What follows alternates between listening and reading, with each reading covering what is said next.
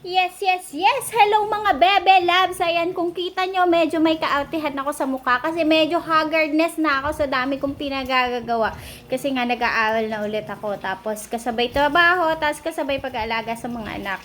And ngayon, nagluluto din ako ng ulam namin sa hapunan. Pritong talong! Tapos kasabay ng paglalaba. So ayan, yun na munang pansinin yan. Ang mahalaga ngayong araw na to, I want to say thank you kay Ate Ellen Abas Mercado kasi 2 Koreanong Pinay yung dating nagtatrabaho sa kanila noon, padadalhan natin ng Jollibee kasi birthday nung bata ngayon. Eto nga, tatawagan natin yung nanay. Hello, ma'am! Hello po. Andiyan po yung si baby girl. Happy birthday! Gusto mo ng Jollibee? Gusto mo Jollibee? Ha? Gusto mo Jollibee? Birthday mo ngayon, diba? Birthday mo? Ilang taon ka na? Saan kayo sa Kalapan? Saan kayo sa Kalapan? Kami ngayon, nasa Las Piñas po. Ah, sa Las Piñas na pala kayo ngayon. So, may malapit na Jollibee dyan. Ay, meron po sa Zapote po. Ah, sige. Ganito na lang. Alam mo yung address ng Jollibee doon? Ano ba? Alam mo yung address ng Jollibee? Hindi. Ay, di ko. Zapote Sige. lang po. Pero may GCash number ka. Meron, kaso hindi ko na-open ngayon. Ayun lang, no? Ganito na lang. Pagdating mo dun sa, pwede mo na kasi siyang ma-pick up or gusto mo ba ngayon o sa ibang araw? Pwede naman ngayon, kasi wala naman akong pasok. Ah, sige. Pagdating mo dun sa Zapote, ay tanong mo dun sa pinakang guard kung anong branch ng Jollibee. Tapos pag nandun na kayo, i-PM mo ako, tapos ipaprocess ko siya. 5 minutes lang yon, mapipick up mo na siya dun sa pick up counter. Ha? Ang ibibigay ko lang sa'yo is yung pick up number.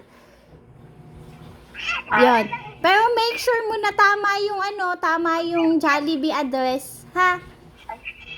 Ay, yung address yung kailangan niyo malaman. Oh, kasi madaming Jollibee, 'di ba? Baka mali yung branch na maanuhan ko sa Food Panda kaya dapat mahalaga yung address kasi baka nag-iintay tayo nasa ibang Jollibee pala yung pick up.